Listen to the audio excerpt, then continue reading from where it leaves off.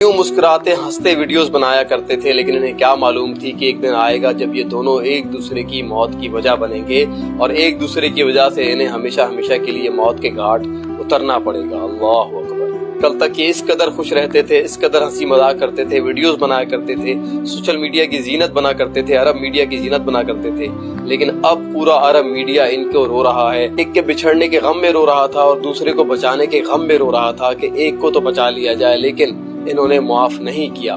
600 अफराद, तकरीबन 600 अफराद उस कातिल के, उस लड़के के घर से, खानदान से आए कि इनको मना लिया जाए, जबकि एक ही खानदान था। तो 600 अफराद आए, उन्होंने कीमती चीजें अपने सामने रखी, पैसा रखा, चीजें रखी, हर तरह से उनको राजी करने की कोशिश की, अपनी इज्जतें उनके सामने रखी, बच्चों को लेकर आए, अपनी औरतों को लेकर आए, हर तरह से उनको राजी करने की कोशिश की कि किसी तरीके से वो राजी हो जाएं।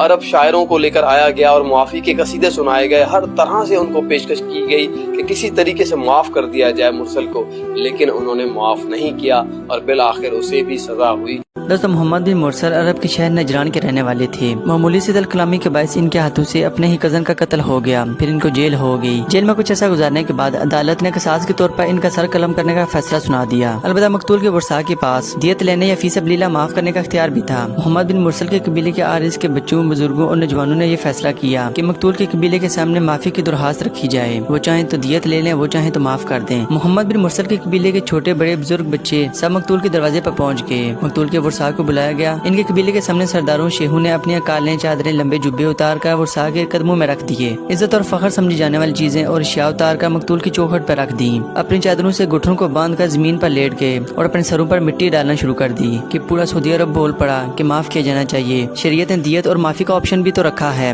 लेकिन मकतूल के वर्सा ने न तो माफ किया और न ही दियत लेने पर राजी हुए। चुनांचे 20 सितंबर को मोहम्मद बिन मुरसल की गर्दन को क़िसास के तौर पर उड़ा दी गई। दोस्तों, ये पहला कत्ल था जिसके लिए पूरे मुल्क ने मग़फ़िरत की दुआएं की। लोग हमदर्दी का इजहार करते रहे, लेकिन दूसरी तरफ कानून अपनी जगह कितना मजबूत है कि सब कुछ होने के बावजूद भी नाफिज रहा।